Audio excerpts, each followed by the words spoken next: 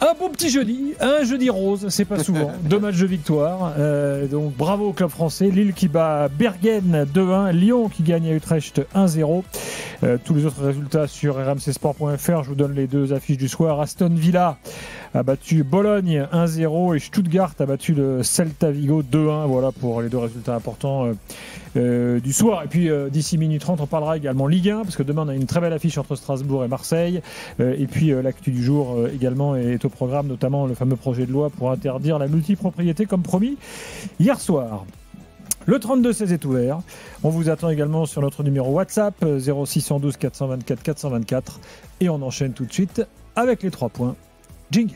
L'important c'est l'essentiel. Le plus important c'est les 3 points. Souvent l'essentiel c'est le plus important. Daniel, de quoi veux-tu parler après ce beau jeudi de Coupe d'Europe ? Bon, on va prendre... en fait, je pourrais faire un package des 2, en fait. Allez, le point 1, c'est des victoires normales et peu enthousiasmantes. Le point 2, c'est cette période... T'exagères quand tu parles des jeudis noirs, parce que ça fait un petit moment que sur le début de compète, on n'en a plus trop. À part Nice qui est un peu un mouton noir dans l'histoire, mais ça se passe plutôt mieux en tout cas en début de compète. Donc le point 2, c'est plus que tous ces matchs-là du moment, c'est plus de la comptabilité, il faut prendre les points, mais bon, c'est pas des soirées magiques, quoi. C'est pas des grandes soirées de football. Et puis le point 3, puisque tu veux parler de ce qui n'est pas encore un projet de loi, c'est même pas encore un débat, c'est juste... Coquerel qui a dit qu'il voulait mettre fin à la multipropriété, c'est évoqué ce sujet tout à l'heure, parce que c'est à la fois d'actualité et pas du tout d'actualité, quoi. C'est un petit peu les politiques qui parlent très vite et qui parlent beaucoup, mais voilà, avant que ça donne quelque chose, il y a de la marge. Une intention, on en reparlera tout à l'heure. Oui, mais même pas, parce qu'elle n'est pas vraie. Oui, on verra par qui elle est partagée, l'intention. Flo, tes 3 points. Mon premier point, c'est que même si ça n'a pas été génial, au moins les équipes françaises ont été à la hauteur, les 2. Donc même avec du turnover pour certains d'entre elles, ou certaines d'entre elles plutôt. Donc c'est plutôt pas mal sur le bilan, même si les matchs, les contenus sont à discuter. Et puis après, je ferai 2 points pour 2 joueurs qui sont à mon avis emblématiques de ce soir, mais aussi du recrutement et de 2 équipes en question. C'est Giroud à Lille quand même, parce que Giroud qui fait ce qu'il fait en entrant, c'est un peu ce pourquoi il a été recruté, c'est à mon avis dans le meilleur rôle, c'est-à-dire un peu en sortant du banc. Et puis Tessman, parce que Tessman ça fait partie maintenant des cadres lyonnais. Oui. Il a eu du mal à arriver dans ce milieu, mais le but qu'il met ce soir, qui est le 2e consécutif, n'est pas anodin, et dans l'attitude qu'il a, il m'apparaît être un des tauliers lyonnais cette année. Voilà, j'aimerais justement démarrer par le groupe lyonnais, en fait. C'est-à-dire que là, tu as un match de Coupe d'Europe. En fait, je ne sais pas pourquoi, c'est la rentrée de Guézal là, qui m'a un peu marqué. Donc, on fait rentrer Morera. On a titulaire un jeune, Mathis de Carvalho. Très bon d'ailleurs. Très bon joueur. Enfin, en fait, à chaque fois que je vois le groupe lyonnais, on était à Lyon il y a 48 heures avec Jean-Michel Aulas qui nous rappelait les grandes heures lyonnaises, les grandes équipes et tout. Et là, t'en es là avec Lyon quand même, avec des mecs, des jeunes que tu connais pas, c'est pour ça que des types inattendus comme Tessman qui deviennent des tauliers, un banc, tu te reconnais pas un en fait, Guézal qui revient un peu de nulle part. On l'avait oublié. C'est pour ça que par rapport à ce que dit Daniel, c'est dingue où en est ce club et ce qu'ils arrivent malgré tout à faire parce qu'ils gagnent. Quoi. Alors, ils gagnent à Utrecht, mais le truc qui est intéressant justement, c'est que tu as 2 joueurs qui n'ont pas été mauvais en entrant. On appelle ça des réclamés dans le milieu des courses. Possiblement, parce que c'est des prospects, c'est des joueurs qui sont voués à progresser, à être vendus. Mais c'est vrai que Soulch, je sais pas comment on dit, Soulch, et de Carvalho, Schulz, comme Papa Schulz. Alors Schulz et de Carvalho, ils sont entrés contre Angers, ils n'ont pas été mauvais d'ailleurs. Mais je faisais la même réflexion, il y a eu un petit malentendu avec les supporters lyonnais, en disant un peu comme toi. J'ai peur que sur la durée, ce soit compliqué pour Lyon parce qu'évidemment, ils n'ont pas beaucoup de profondeur. Ça ne veut pas dire que les joueurs qui sont sur le banc sont pas bons. Non, mais ça ne veut pas dire qu'ils ne sont pas bons. La preuve, c'est que les mecs, ils sont installés titulaires et c'est pourquoi ce soir, je serais indulgent sur parfois le contenu. Les 15 premières minutes, ils se sont fait un peu manger. Mais derrière, d'abord, tu as des bons joueurs. De Carvalho, c'est un bon joueur. Le mec, il a un peu été hésitant au début, puis après, il a été bon. Et derrière, ils assument. Et moi, depuis le début, je trouve que ces Lyonnais jeunes, avec des équipes, parfois, tu as raison, avec le banc de touche, pour l'instant, ils assument. Moi, je ne sais pas si ça va durer physiquement, s'ils vont y arriver, si Fonseca va y arriver sur la durée. Mais c'est assumé. Mais moi, je trouve que effectivement, on peut faire la fine bouche sur la soirée que tu passes. Oui, c'est 2 matchs, tu les enchaînes tous les 2. Tu peux largement faire autre chose en même temps. T'es pas complètement passionné, il faut se dire la vérité. Je conçois que le supporter lyonnais il soit taquet devant la télé et encore, à mon avis, si tu lui sers un bon repas en même temps, il va manger tranquille. Bon, l'aventure Coupe d'Europe, on la connaît maintenant, c'est ces 8 matchs-là. Tu sais que tu dois avoir un certain nombre de points pour te qualifier. On sait, c'est comme en Ligue des Champions de toute façon, que ça devient intéressant, ça deviendra intéressant en 2026. Une fois que tu as dit ça, que tu n'as pas trop envie de faire la fine bouche, que tu enquêtes, tu enregistres tes points, tu fais ta petite compta.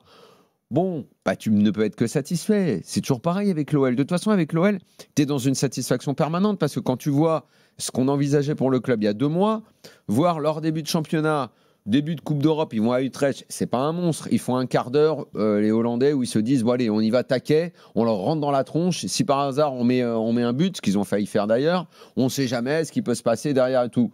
Bon, Lyon fait tourner, réussit à reposer quelques joueurs. Ils font pas jouer le match en entier à Fofana. Tolisso est suspendu. Ils arrivent assez rapidement dans le match, mine de rien, au bout de 20 minutes, à remettre le pied sur le ballon. Ok, il n'y a pas vraiment de rythme, il n'y a pas vraiment de changement de rythme. Ça peut faire 0-0. Mais Tessman te met une frappe incroyable, ce qui en plus, dans la soirée un peu morose, te met quand même un très beau but. Tu gagnes le match, tu rentres et tu te concentres sur ton match de championnat. Bon, écoute, c'est satisfaction. Après, nous, on va pas s'éclater chaque soir. Il y a des matchs tous les soirs, il y a 2 matchs par soir. On va pas kiffer les 2 matchs par soir, il faut dire la vérité. C'est comme ça. Le match de Lille, c'est pareil. Quelqu'un te propose un apéro, tu vas prendre l'apéro, tu vas pas regarder Lille contre Greenbergen, quoi. C'est là, tu sais pas, tu regardes ce match, ouais, tu dis ils sont pas mal ces Norvégiens. Ça bosse bien les Norvégiens, tout, c'est bien, ouais. Enfin bon, au final, tu t'entends rien à cirer de ces Norvégiens. Greenbergen, c'est avec modération. Ouais, tu te demandes si à un moment, si Lille va quand même gagner le match, ça aurait été. Parce qu'en fait, tu vois, le piège de ces matchs-là, c'est que on a ce discours-là parce qu'ils ont gagné 2-1, 1-0 et tout va bien, machin. Donc t'es là à rigoler, à faire des vannes. En revanche, si jamais ils les perdent, là, c'est jeudi noir. On rigole plus du tout. On dit que c'est scandaleux. Non, mais Daniel, on n'a pas la mémoire courte. C'est la vérité. C'est-à-dire que des équipes de Lyon bien plus fortes que celle-là se sont fait sortir par des Astra Giurgiou, Denise Lisport. C'est pour ça ou la Gantoise, un début de phase de poule. Apoel Nicosie, on a la liste. Il n'y a pas de contenu. T'as gagné le match, t'as fait tourner tes joueurs. Lille aussi a fait tourner. Franchement, Lille, c'était encore moins brillant que Lyon. Enfin, je sais pas, Flo, tu penses que qui était le moins brillant des deux ce soir? Non, Lille, j'ai du mal à déterminer. Moi, je dirais que c'est Lille, c'est pas mal. C'était pareil. La première mi-temps de Lille. Lille, il tire sur les poteaux, transversal. La première mi-temps de Lille, il n'y a pas une occasion. Non, mais c'est un peu pareil. C'est-à-dire que tu restes un peu sur ta fin. Mais quand même, t'as Fernandez Pardo qui a frappé sur le poteau. T'as Giroud. T'as Giroud, t'as l'histoire Giroud derrière. Moi, il y a 2 choses. Giroud qui rentre et qui marque, qui agrémente la soirée. Il y a 2 choses, moi, qui m'intéressent, effectivement. Là, t'as dit un truc très important, c'est que tu joues un peu sur un fil, et Genesio le faisait un peu à Rennes, comme ça, dans les matchs de poule, parfois en Coupe d'Europe. Il faisait tourner, alors qu'évidemment, il n'avait pas le droit à l'erreur non plus. Donc, ils prennent le risque, entre guillemets, de faire tourner parce qu'ils sont un peu obligés pour des raisons physiques, et ils arrivent à gagner. Sachant que, effectivement, sinon, on va leur tomber dessus s'il y a la moindre contre-performance, et ça peut toujours arriver. C'est en ce sens que j'ai envie quand même de les féliciter ce soir, parce qu'on a vu, et je reviens toujours sur le crash de Monaco, on a vu qu'il est très facile de se crasher si tu n'as pas la bonne attitude. Donc, il y a la bonne attitude. Puis le deuxième point, c'est que cette Ligue 1 qui a du mal financièrement, et donc, finalement, ça revient à ce que tu disais, Gilbert, sur cet effectif lyonnais qui t'étonne de par sa jeunesse, ses joueurs inconnus, je me dis aussi qu'il faut le prendre positivement, puisque tu n'as pas le choix. C'est-à-dire, de Carvalho, Kader Meïté l'autre jour à Rennes, les jeunes que tu vois, Niakate qui s'impose en charnière centrale. En fait, il faut le prendre de manière positive, comme Platini l'avait dit. Tu sais, quand tu lui avais parlé de ce problème des droits télé, il a dit écoutez, il se passera quoi? On fera jouer des jeunes. Je veux dire par là, tu n'as pas le choix, c'est comme ça. Tu vas découvrir des gars qui, comme de Carvalho ce soir, qui avait joué quelques minutes seulement en remplaçant contre Angers, est titularisé dans un match de Coupe d'Europe. Il a un peu de mal au début, puis après il s'impose. Moi, je me dis que, évidemment, c'est pas la panacée. Évidemment qu'on va souffrir et que, normalement, ça va être compliqué d'aller forcément très loin en Coupe d'Europe parce que tu as des effectifs très jeunes. Mais, si tu es malin et tu as des bonnes recrues comme Schulz, comme Karabek, comme tous ces joueurs qu'on ne connaît pas mais qui débarquent dans le championnat de France parce qu'ils ne sont pas trop chers, et tu as des jeunes qui assume. Je me dis, voilà, si c'est notre Farmers League, si c'est ça le prix à payer, c'est pas si mal que ça, et ça nous permettra de découvrir des gars. J'ai sur WhatsApp, j'ai Sœur Marie-Thérèse qui nous écrit et qui nous dit, rappelez-vous, il y a 20 ans, on avait des jeunes. Une vraie bonne sœur. C'est si bonne, peut-être pas, mais c'est signé Sœur Marie-Thérèse. Marie-Thérèse, ça fait un peu nom de bonne sœur. On a l'impression même que t'es né et obligatoirement ton destin c'était d'être bonne sœur. Ça peut être un pseudo. On peut miser sur le fait que ça peut être un pseudo. C'est presque trop gros en fait. Qui nous dit, rappelez-vous, il y a 20 ans, on avait aussi plein de jeunes inconnus, les Govou, les Ben Arfa, les Benzema, et hop, derrière c'est parti. Espérons que cette fois ce sera pareil. Je suis pas sûr qu'on puisse comparer les générations. Mais bon. On verra. On souhaite à Mera, De Carvalho et tous les autres une grande carrière. Cédric est au stade aux Pays-Bas. Salut Cédric. Salut les gars, salut l'after. Bonjour, ça va? Ça va et toi? T'as fait le déplacement de Lyon? Ça va, de pire. J'ai fait le déplacement de Dax dans les Landes. De Dax à Utrecht. Voilà. Exactement, ça a fait un Dax Bilbao en voiture, Bilbao Amsterdam en avion et en voiture de location Amsterdam Utrecht. On aime le foot. Ah bravo, t'aimes ton club, c'est beau. Voilà, tout simplement. Bon alors raconte, c'était comment au stade? Non, magnifique, franchement, ça change des beaux stades d'aujourd'hui. C'est un stade rustre, c'est super joli, l'ambiance est chaude, un petit peu un stade à l'anglaise. Magnifique, franchement, une belle ambiance. Et après, Lyon, j'ai trouvé qu'ils ont été inquiétés pendant le premier quart d'heure, les premières 20 minutes. Et après, ils ont pris le contrôle du jeu. Le match aurait pu faire 0-0, même si Lyon a eu le monopole du ballon. Mais après, Tessman, il envoie une frappe incroyable. Et vous avez raison dans ce que vous dites par rapport aux recrues qu'il y a eu. Je trouve qu'il n'y a pas de star dans l'équipe. Donc tout le monde est au diapason, tout le monde élève son niveau, et au final, tout le monde se tue les uns pour les autres, et ce qui fait que Lyon a des bons résultats depuis le début de saison qu'on n'aurait jamais cru. On les voyait en Ligue 2, et aujourd'hui, ils ont gagné 4 matchs sur 5 avec un vol contre Rennes, et aujourd'hui, ils entament leur campagne européenne avec une victoire, donc magnifique. Il a réussi à faire tourner, il prend les 3 points, clean sheet, une nouvelle fois. Donc, que du positif avant d'aller à Lille dimanche. En fait, il y a un point en t'écoutant qui me revient à l'esprit. Attends, juste, excuse-moi de te reposer la question. Tu refais le même trip pour rentrer, là? Je refais pareil, ouais. Je vais rester demain à Amsterdam pour visiter la ville. Et voilà, j'ai eu de la chance parce qu'en fait, j'ai eu les places qui ont été offertes par Sébastien Haller de Utrecht. Donc, du coup, je me suis permis de faire le trajet, même si j'espère qu'RMC, je vous donnerai mon RIB, vous m'enverrez un virement, s'il vous plaît. Mais oui, je refais le trajet samedi où je repars à Amsterdam Bilbao et Bilbao Dax. Très bien, écoute, ça fait un petit week-end quoi. Des fois de carton rouge, t'as la zone rouge à Amsterdam aussi. C'est ça. Et salut Cédric, merci beaucoup. Merci les gars. En l'écoutant et en parlant de Fonseca, je me souviens avoir évoqué ça cet été, je sais plus avec Walid ou dans un des afters de l'été. C'est vrai qu'on s'était dit qu'il y avait une chance, entre guillemets, une possibilité pour Fonseca de mieux appréhender un vestiaire, on va dire plus jeune, plus à sa main. Tu sais, on l'avait vu sous pression, avec des vestiaires peut-être un peu plus compliqués. On se demandait s'il n'y avait pas un peu nerveux d'ailleurs Fonseca ce soir. Toujours un peu nerveux, mais quand même. Alors qu'il retrouvait un banc. Ouais, mais depuis le début, en revanche, on voit quand même un gars qui là a aussi nerveux que ça. Moi. Si, il a pris un jaune. Il a justement, s'est dit Govou d'ailleurs qui commentait le match a dit ça faudrait qu'il.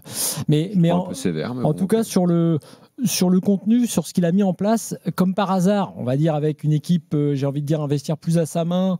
Il avait déjà connu ça à Lille. On retrouve un Fonseca plus protagoniste, plus en phase, alors qu'on avait peut-être vu quelques limites liées à la pression d'un gros que club. Ce genre d'effectif lui convienne mieux. Oui, tu sais, la dimension. Oui, tu vois, absolument, on se demandait si en gros il n'avait pas atteint un petit plafond de verre avec des effectifs un peu plus costauds, à la fois en termes de personnalité et d'ambition. C'est vrai qu'il a l'air beaucoup plus décontracté. Ça a l'air mieux, et d'ailleurs ce qui donne, en tout cas les joueurs, effectivement c'est ce que ressentent les supporters, donnent beaucoup sur le terrain. C'est-à-dire que tu sens qu'il y a un respect des consignes, qu'il y a une volonté d'y aller. Et là aujourd'hui, la charnière, qui était un des trucs qui n'avait pas bougé d'ailleurs, Niakate, Mata, dans les moments où ça a tangué là au début, ils sont là, ils sont costauds. Niakate, c'était pas gagné d'avance non plus. Donc il y a plein de choses comme ça qui effectivement sont des signaux assez positifs. Bon, après c'est Utrecht, on va pas non plus en faire des caisses. Même si le premier quart d'heure, effectivement, je me suis dit ça va être un peu compliqué.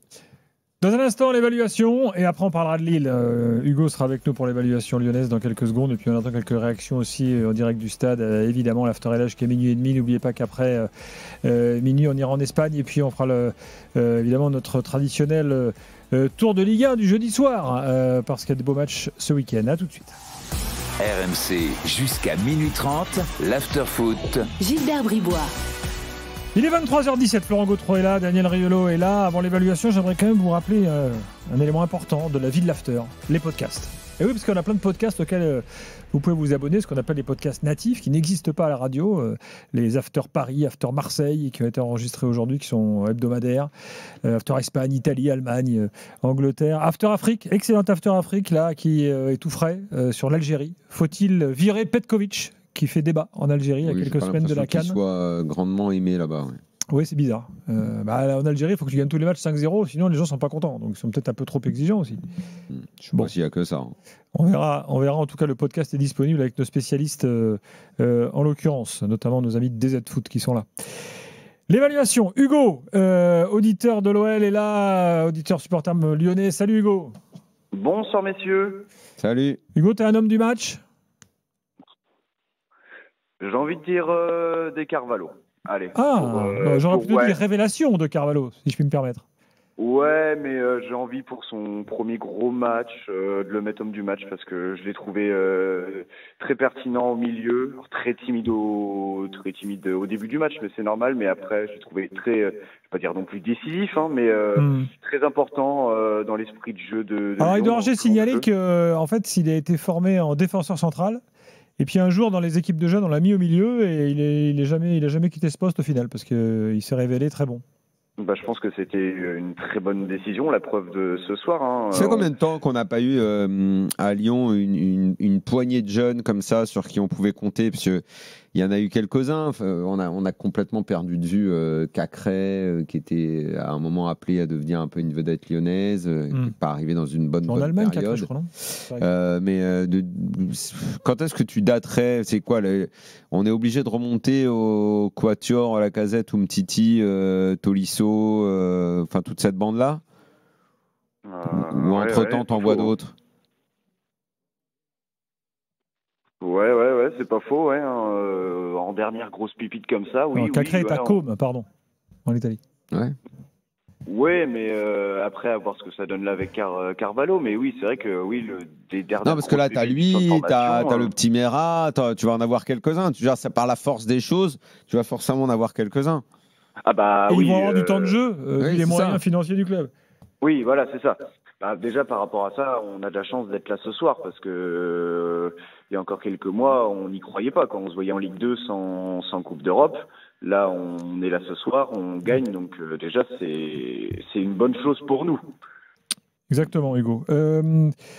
Tessman, on peut pas le mettre homme du match non plus parce qu'il est rentré, donc c'est pas non plus, c'est un peu délicat. Mais ils ont été bons ceux qui sont rentrés dans le match. Hein. C'est pour ça, en deuxième homme du match, on peut mettre Fonseca.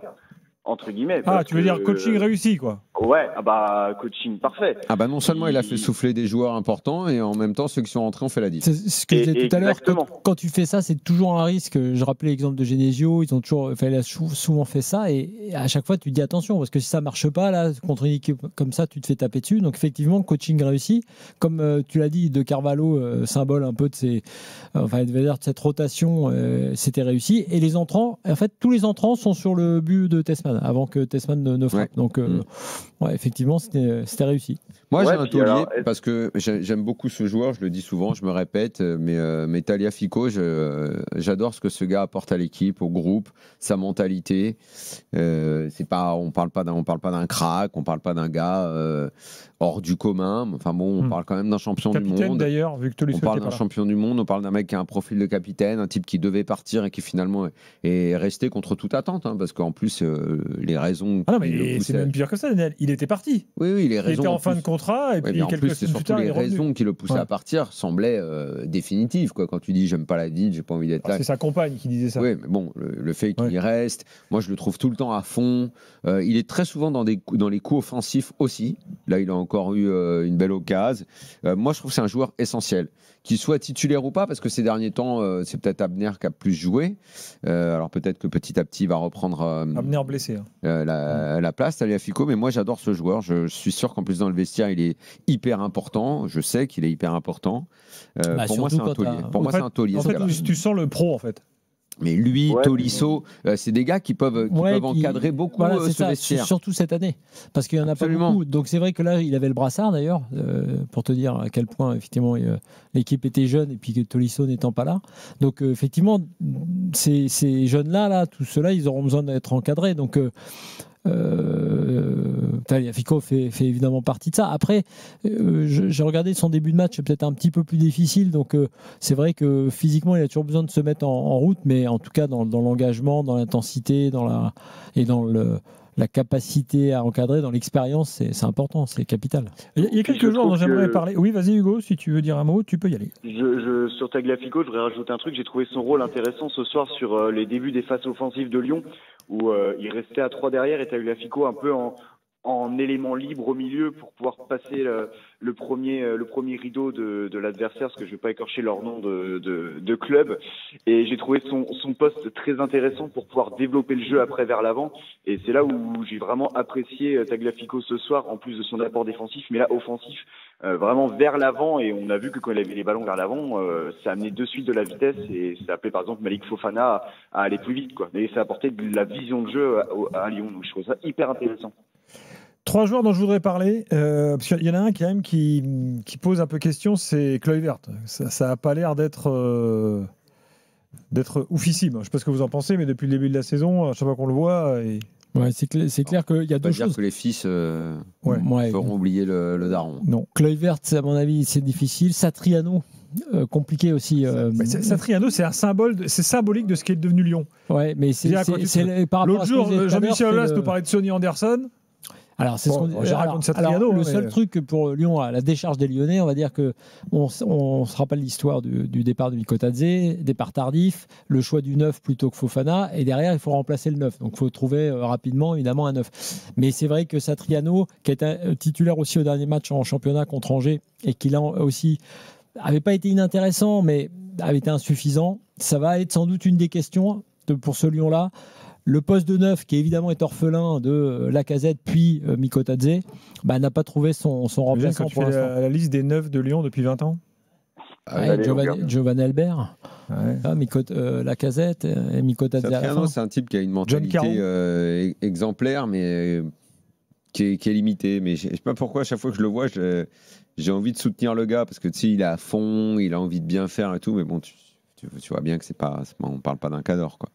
Par rapport à ça, je trouve que là, en plus, on gagne en Ligue 1. Là, on gagne ce soir avec une équipe, entre guillemets, qui ne se connaît pas. Parce qu'on a eu, entre guillemets, des jeunes qui sont arrivés, du mercato qui a bougé.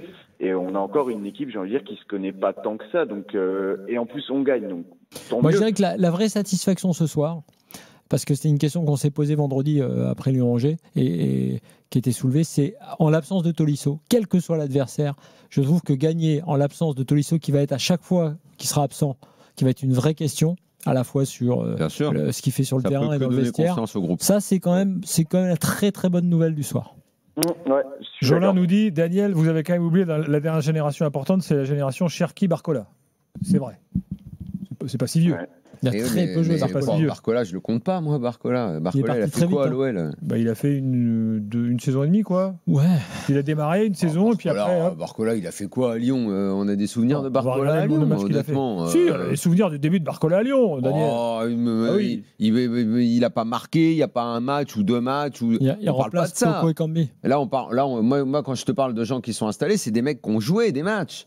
Et je parlais de groupe de joueurs en même temps. Cherki, évidemment, enfant du club, tout, mais il n'était pas avec une petite bande à lui, quoi. 47 matchs, 7 buts. Ouais, voilà, c'est bon, oui. On va plus se souvenir d'un Lacazette que d'un Barcola. Non, plus que ça, Flo. Non, parce qu'avant, c'est la réserve. Ah oui, c'est la réserve. Je t'arrête tout de suite, parce que moi, Barcola, ça fait un petit moment que je suis. On m'a envoyé des vidéos de partout, et justement, on le reprochait au coach avant qu'il arrive, parce que je crois que c'est notamment l'histoire Toko Ekambi qui le fait entrer dans le groupe plus rapidement, mais les supporters lyonnais qui le connaissaient bien reprochaient au coach successif de ne pas le faire monter assez vite. Non, pour être précis, ce que je voulais dire, quand je comparais avec... là, par la force des choses, et quelque part, c'était également un peu par la force des choses, d'une autre chose, quand la bande Lacazette était arrivée. C'est qu'à ce moment-là, on pouvait être moins actif sur le marché des transferts à Lyon parce qu'il y avait l'économie du stade qui l'empêchait. Là, par la force des choses, les problèmes financiers, peut-être qu'une bande de jeunes va pouvoir se constituer. Des gars, je sais pas, 3, 4 qui vont pouvoir faire leur trou en même temps. C'est ça, en fait, que je voulais dire. Je n'ai peut-être pas été assez précis. Je rajouterai un dernier truc par rapport au début de saison de Lyon. Je voudrais faire remarquer les clean sheets et la défense et les gardiens, parce qu'on a 2 excellents gardiens. Alors maintenant, à voir qui c'est qu'on va garder titulaire. Mais là, par rapport aux dernières saisons... Lui, apparemment, c'est lui qui est là pour être titulaire. Là. Ouais, mais oui, c'est vrai que sur les premiers matchs, Descamps, c'était tellement imposé que... c'est girafe, là. Donc c'est pour ça, là, ça va être maintenant à voir au staff de qui choisir. Mais non, là, on fait un début de saison défensivement qui est parfait. Je me souviens rarement d'une saison avec si peu de buts. Un début de saison avec si peu de buts de la part de Lyon, personnellement. Ouais, d'autant que le seul match où ils prennent des buts, c'est le fameux match où ils finissent à 10 et où... c'est un peu particulier. Très particulier. Ouais. Il y a un joueur dont on n'a pas parlé, c'est Fofana. Comment vous jugez Fofana, pareil, quand tu lui mets le ballon dans son espace, oui, souvent il allume la lumière. Hein. Souvent les différences il les fait. D'ailleurs, si les mecs devant sont un peu plus habiles, il a au minimum une passe décisive ce soir. Je suis d'accord. C'est le gars qui a un peu la dynamite de l'attaque lyonnaise dans les pattes, quoi. Et c'est bon. Lyon n'a pas marqué quand il était sur le terrain. Ça aurait pu arriver, mais quand il est sorti, je me suis dit. Il sort peut-être un peu tôt. Si Lyon ne gagne pas le match, c'est un des gars qui peut faire gagner le match et tout. Bon, écoute, Lyon l'a en plus gagné en son absence, ce qui lui a permis de se reposer pour être bon dimanche après-midi. Écoute, tout va bien, quoi. Tout va bien. Mais Fofana, de toute façon, c'est toujours le gars de toute façon sur qui tu vas devoir compter. C'est le joueur offensif le plus fort. Ce soir, mais il est toujours là et il a été important dans le match. Mais c'était, je pense, dans la physionomie du match, qui était plus de gérer que de mettre une tuile. Je pense qu'il n'était pas possible à Utrecht, mais je pense que là, la physionomie du match était surtout de gérer et de se faire tourner. Et je pense que même Fonseca voulait juste gagner 1-0 et puis voilà. Donc c'est pour ça, si c'était possible. Je pense que Malik Fofana, ce soir, on l'a pas tant vu que ça. Il a été bon, hein, je dis pas qu'il était mauvais, mais il y a eu très peu de ballons vers l'avant, surtout en première période, qui était très neutre. Merci Hugo. Mais c'est à noter que dans la rotation, merci Hugo. C'est à noter que dans la rotation, évidemment, quand tu es un peu limité devant, tu peux pas te passer de Fofana. Parce que évidemment, si tu veux aller marquer des buts, tu as besoin de joueurs décisifs. Il peut te mettre une accélération, le dribble, le centre. Oui, bien sûr. Et on aura noté que Lyon a marqué un but au dénommé Barkas. Oui. Qui n'a donc pas surnagé. Oui, il aurait pu faire pêcheur, lui. Ouais. Il a fait gardien.